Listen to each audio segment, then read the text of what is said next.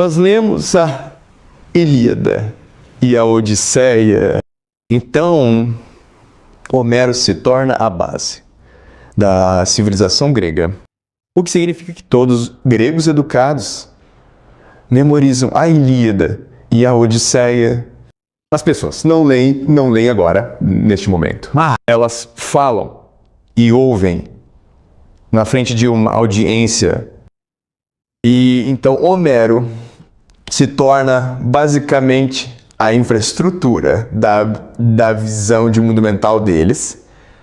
E isso leva à maior civilização da história da humanidade. Mas, eventualmente, os romanos conquistarão os gregos. Os romanos conquistarão todo o Mediterrâneo e criarão um império romano. Os romanos não são nada parecidos com os gregos. Os gregos são muito abertos, muito curiosos. Eles acreditam na ideia de perdão. Eudeimonia. Erite significa excelência, ser o melhor no que você pode. Eudaimonia significa florescer. Você só pode alcançar a felicidade humana se atingir sua erete. Se você se tornar sua erete, então pense em Odísios, que era um grande orador. Esse é o seu discurso e ele usa sua fala para cumprir seu destino e salvar sua família, certo? E isso alcança a eudeimonia. Os romanos são muito diferentes. Os romanos acreditavam na ideia de piedade. E piedade significa apenas obediência aos seus pais, à história e à tradição. E então os romanos são um povo extremamente conservador, mas eles são muito bons em lutar em guerras e Atenas, e é por isso que eles se tornam um império. Mas depois que o império é estabelecido, o que os romanos reconhecem é que a cultura grega é muito superior e muito. Romanos bem educados começam a se inclinar para a cultura grega, o que na perspectiva romana leva à corrupção da alma romana. E então, Augusto César, que é o imperador de Roma, ele reconhece que a longo prazo, embora os romanos tenham conquistado os gregos fisicamente e espiritualmente, os gregos conquistarão os romanos. E a questão principal é Homero. Então sua solução é destruir Homero. Você não pode queimar livros porque não há muitos livros e as pessoas também decoraram Homero. Então você precisa corromper Homero. E a solução que ele cria é chamada de Eneida.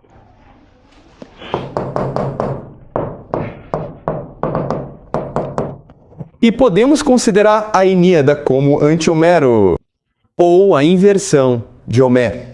Pegando as ideias de Homero e invertendo-as. Certo? Então, isso se torna a Bíblia do Império Romano. O que significa que se você é um estudante, você tem que memorizar a Ilíada. E essa é a principal maneira de aprender latim, a língua oficial do Império Romano. E então, enquanto Homero nos dará a civilização grega e o nascimento da civilização ocidental, a Ilíada cria a Idade das Trevas. Por cerca de 1000 anos, quando a criatividade ocidental terminar. E aí, alguém surgirá que reconhecerá o mal que é a Ilíada e criará um antídoto para o veneno que é a Ilíada. E essa pessoa, claro, é chamada de Dante. Certo. E então o que faremos é ler a Ilíada nas próximas 2 semanas e entender como ela envenena e corrompe Homero. E isso nos levará à Divina Comédia, que é realmente a libertação da alma humana, que a Ilíada lhe dá. Certo? Então, um pouco de contexto básico sobre a Ilíada. Então, o que a Ilíada faz é replicar a Odisseia e a Ilíada. A Ilíada tem 24 livros. Os primeiros 12 livros são inspirados na Odisseia. Os últimos 12 livros são inspirados na Ilíada. Então, a história começa quando Inás, ele é um dos sobreviventes da queda de Troia. Certo? E então ele leva seu pai e seu filho para irem para a Península Itálica, porque os deuses lhe disseram que ele estava predestinado a fundar o Império Romano. E é por isso que os deuses tiveram que destruir Troia para criar o Império Romano. Mas enquanto ele navegava para a Península Itálica, houve um naufrágio e ele desembarcou em Cartago. Certo, Cartago. E lá ele conheceu a rainha Dito. E os cartagineses e Dito foram extremamente hospitaleiros com Inas. Então eles deram um grande banquete e Inas contou a elas sobre a história da queda de Troia. Como Troia caiu. Não se esqueça que em suas obras, Homero não aborda a queda de Troia, porém o fará. E ao discutir os quatro, seu principal objetivo era o condúbio os manipuladores enganadores. E enganadores os gregos eram. Ele também nos contaria que os valores de Homero são maus, porque o amor é mau, porque o amor o levará à tragédia. E então, ao contar a história, o que aconteceria é que Inas seduziria Dito. Dito se apaixonaria por ele. Não porque ele fosse apenas corajoso e bonito, mas também um grande poeta. Ele consegue contar a história de uma forma linda. E então eles se apaixonam. Então esse é o começo da Índia. O primeiro texto que lemos será a história da queda da cidade de Troia, que sempre foi lendária. Começa quando os gregos fingem deixar as praias de Troia e deixam para trás um cavalo de madeira, certo? E há um grande debate entre os troianos sobre o que fazer com esse cavalo. E eles decidem basicamente, não podemos correr o risco, vamos destruir esse cavalo, jogar menos ló no mar. E então o que acontece é que um soldado grego emerge, e ele é um prisioneiro. Ele foi capturado por alguns pastores e conta uma história do cavalo de Troia, porque ele realmente não é uma ameaça para os troianos. Na verdade, é um presente dos gregos aos deuses. Então, como é um presente para os deuses, você não pode destruir menos, porque então você irritaria os deuses. E o que isso vai nos mostrar é que a cultura grega, a filosofia, o teatro, a retórica, tudo é uma farsa. O verdadeiro cavalo escolhido é a cultura grega. Você não pode deixar a cultura grega entrar em Roma porque ela corrompe e envenena o império por dentro. Então, isso é propaganda. Então, é muito flagrante o que eles estão fazendo. É muito flagrante o que Virgílio está fazendo e, certo, algo que preciso explicar é que Virgílio é considerado o poeta que compôs essa Ilíada. Mas, na verdade, foi Augusto César quem a escreveu. Basicamente, Augusto César foi quem forneceu a Virgílio uma estrutura. E então Virgílio a compôs em poesia latina. E, na verdade, no final de sua vida, Virgílio realmente queria queimar isso. Queimar isso. E a razão para isso é que, se você é um poeta, acredita que seu dom vem dos deuses, então você representa os deuses. Mas se você realmente trabalha para o império, se realmente usa seu dom para o império, então talvez os deuses o castiguem. Então Virgílio estava com muito medo e queria queimar a Ilíada. Mas César Augusto não deixou. E então isso se tornou a Bíblia do Império Romano. É uma obra maligna, certo? E é o Antíomo. Então vamos lá. Porque ela moldará a civilização ocidental durante a Idade Média até a chegada de Dante. Então, Ivory, você pode ler, por favor? Sim. De repente, no meio de tudo isso, um jovem soldado com as mãos algemadas atrás das costas e gritando muito, pastores troianos o puxaram em direção ao rei. Ei, ele encontrou um homem por acaso, um completo estranho. Ele se entregou com o objetivo em mente abrir Troia para os gregos e devastar menos lá. Ele confiou na coragem, nervoso para qualquer um dos lados, para tecer suas mentiras ou enfrentar uma morte certa. Jovens recrutas troianos, ansiosos para dar uma olhada, vieram correndo de todos os lados, aglomerando-se ao redor, superando uns aos outros para zombar do cativo. Agora ouça a traição dos gregos e aprenda com um único crime, a natureza da besta. Abatido, indefeso, ali no meio de nós ele estava, todos os olhos voltados para ele agora, e lançando um olhar cansado para as linhas das tropas troianas. Ele gemeu e falou. Onde posso encontrar algum refúgio? Onde na terra, no mar? O que resta para mim agora? Um homem de tanta miséria. Nada entre os gregos, lugar nenhum. E pior, vejo meus inimigos troianos chorando por meu sangue. Convencidos gemidos, interrompemos nossa exibição de violência. Então, nessa época da história, por volta de 30 a.C., o teatro grego é muito popular. Os romanos adoram o teatro grego e realmente o próprio modelo da civilização grega, Sparta. E o que isso nos diz é que nenhum teatro grego é mau, a intenção é nos enganar. Então, esse soldado grego, ele é treinado em teatro, ele é treinado em filosofia, ele é treinado em retórica. E ele está usando todas as suas artes, todas as suas habilidades para, finalmente, enganar os bons, porém ingênuos troianos. Certo? Então ele conta a história de como foi deixado para trás em Troia. A história que ele irritou Odisseu conspirou contra ele. Então, quando chegou a hora dos gregos deixarem Troia e venderem sua terra natal, eles precisaram sacrificar uma pessoa, e essa pessoa era esse cara. Mas de alguma forma esse cara fugiu. Certo? Você sabe ler, Marfim? O dia da infâmia logo chegou. Os direitos sagrados foram todos executados pela vítima. 10ª comida, faixa na cabeça, prendendo-me firme. Mas eu me libertei da morte, eu lhe digo. Rompi minhas algemas. E me escondi a noite toda nos juncos de um lago pantanoso, esperando que eles arpassem. Se ao menos eles arpassem. Bem, agora não há esperança de ver a terra onde nasci, ou meus doces filhos, o pai por quem ansiei todos esses anos. Talvez eles cobrem deles o preço da minha fuga. Redem-se minha culpa com o sangue dos meus amados. Pobrezinhos. Eu imploro, rei. Ao apelo da verdade e da confiança, inabalável entre os homens, mostrem compaixão a esse ser humano que sofre sem fim. Tenha pena de mim e minha dor. Sei minha alma que não merece sofrer. Ele chorou e ganhou sua vida. Nossa pena também. Pan assume o comando. O liberta das cordas e o correnteia que o prendem, e o saúda calorosamente. Seja quem for, a partir de agora você perdeu os gregos. Tire-os da cabeça e você será um de nós. Mas responda as minhas perguntas. Diga-me toda a verdade. Por que eles criaram esse cavalo gigante monstruoso? Quem o concebeu? Para que serve? Seu propósito? Um presente aos deuses? Um grande mecanismo de batalha?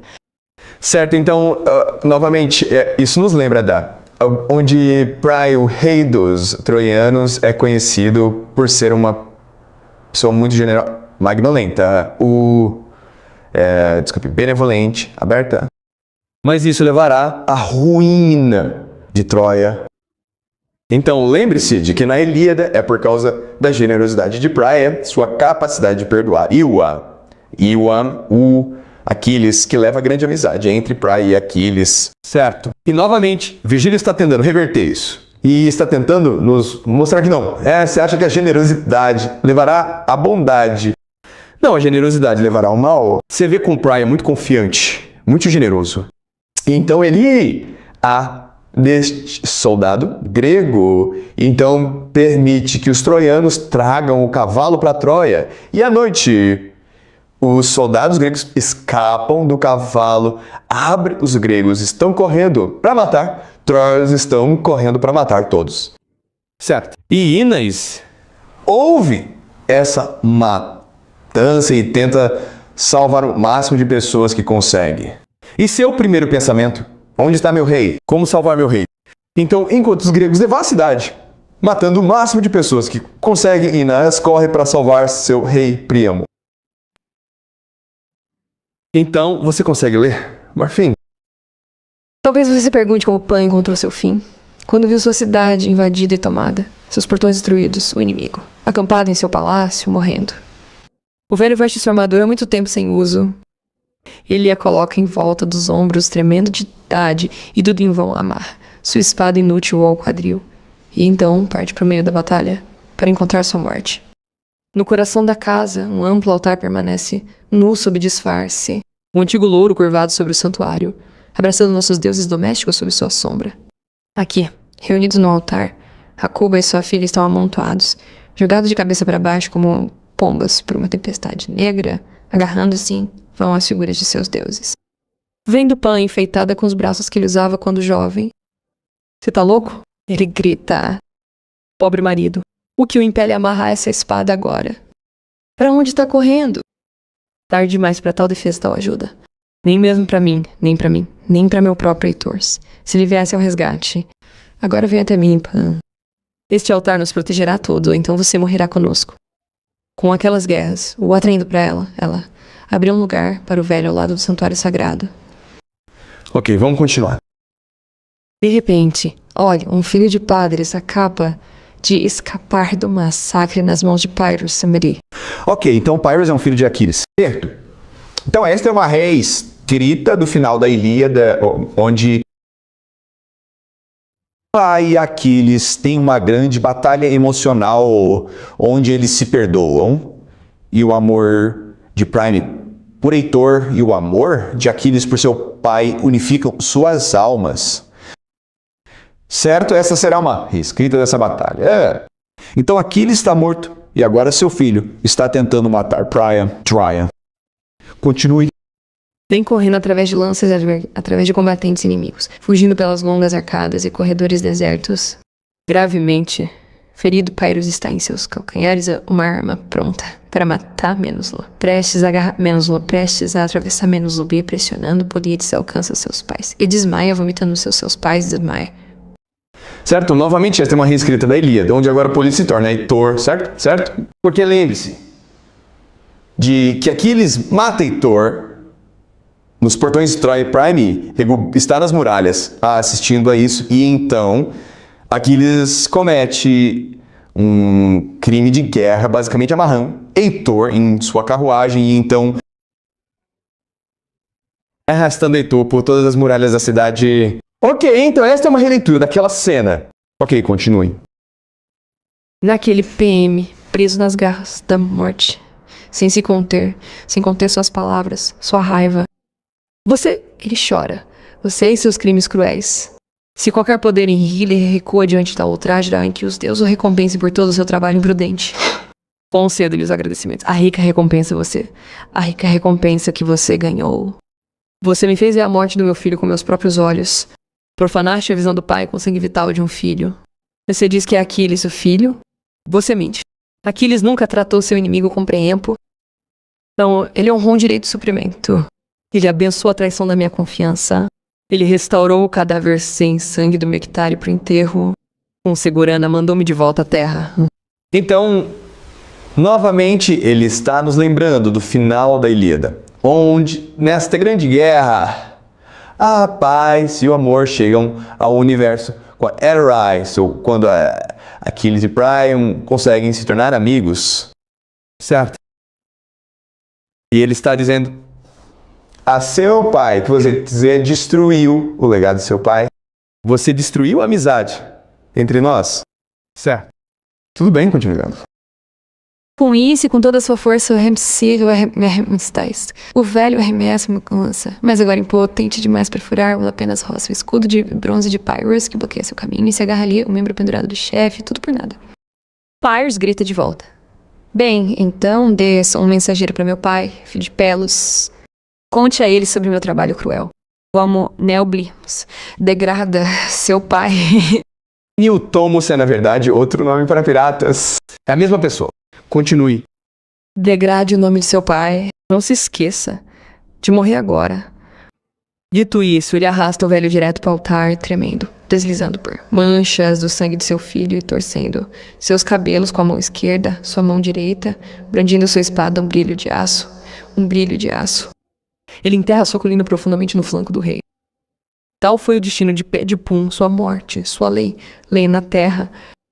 Troia brilhando diante de seus olhos, suas muralhas caídas, o monarca que uma vez governou em toda a sua glória, as muitas terras da Ásia, as muitas tribos da Ásia. Um poderoso tronco está caído na praia. A cabeça arrancada dos ombros, um cadáver sem nome.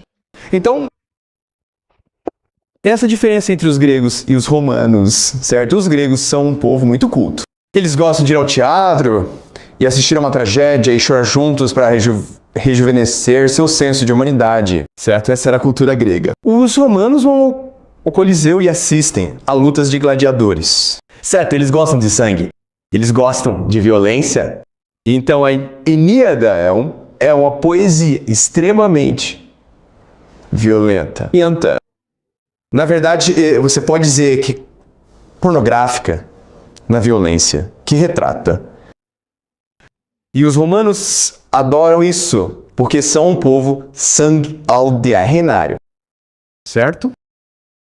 Certo. Então, Priam está morto e com sua morte o que está fazendo é negar a missão moral do ilíaco, de perdoar o inimigo.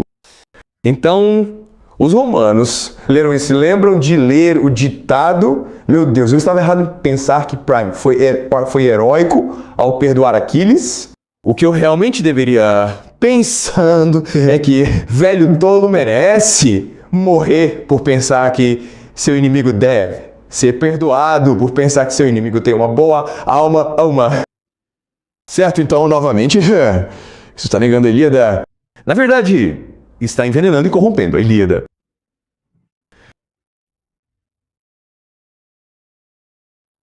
Agora Inês está falando sobre sua reação ao ver seu rei morrer. Certo. Continue lendo, Ivy. Então, pela primeira vez, o horror completo veio até mim. Por fim, congelei. O pensamento de meu querido pai preencheu minha mente quando vi o velho rei suspirando por sua vida com aquele ferimento cru. Ambos os homens tinham a mesma idade, e o pensamento de minha cruz é sozinha, abandonada, nossa casa saqueada, o destino de nossa pequena Elas. Isso. Olho para trás, que forças ainda estavam ao meu lado. Nenhum. Totalmente exausto na guerra. Todas elas vegetaram. Dos telhados, elas se jogaram na terra, ou seguraram seus corpos quebrados nas chamas. Então, naquele exato momento, eu era o único homem que restava, e então eu a vi agarrada, a um umbral de vestos, escondida em silêncio, escondida Helena de Argos. De olhos fixos à terra, o fogo brilhou forte, e eu vi a cidade de um lado e de outro. E lá estava ela, aterrorizada com o ódio dos troianos.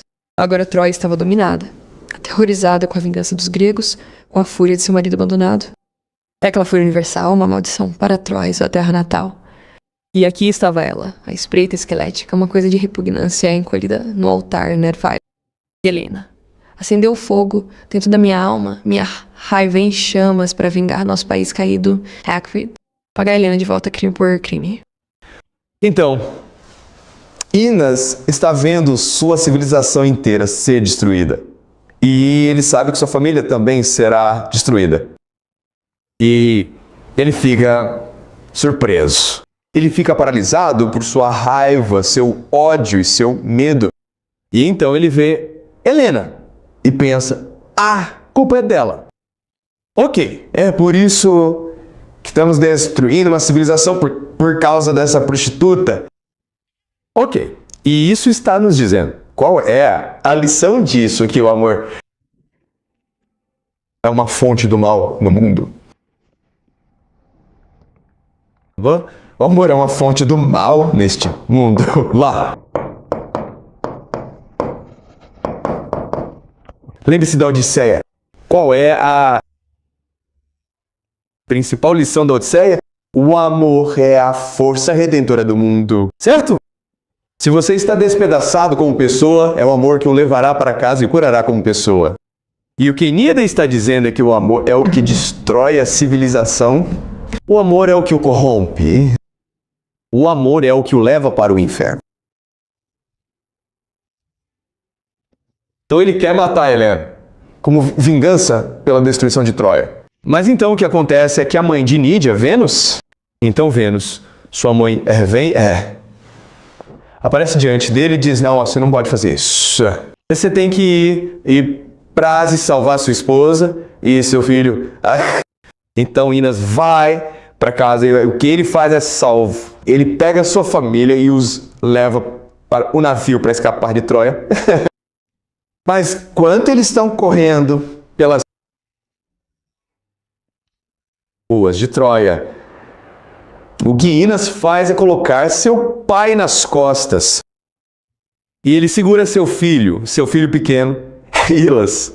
E a esposa tem que segui-los.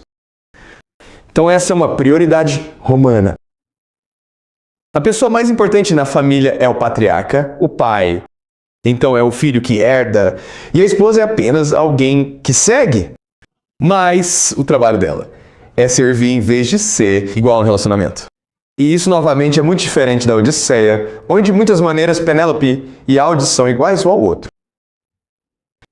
Então o que acontece é que Inas chega ao navio e ele coloca seu pai e seu filho no navio prontos para escapar, mas ele percebe no último minuto que sua esposa está desaparecida. Então ele volta e tenta salvar a esposa. Mas a esposa dele está morta. E por que ela morreu? Porque ela se matou. Por que ela se matou? Ela se matou porque é seu dever não sobrecarregar o marido. Porque o marido dela está destinado a grandes coisas, ele está destinado a fundar um império, então ele deve se casar com uma nova linhagem, uma nova família real. E, portanto, ela tem que se matar para libertar. Menos o homem. Mas não só isso. Mas se ela se tornasse uma escrava dos gregos, isso causaria constrangimento a ele pelo resto da vida. Certo? Então, essa é a versão romana de um dever nobre. Se você não é útil para seu marido, simplesmente se mate. Certo? Você sabe ler?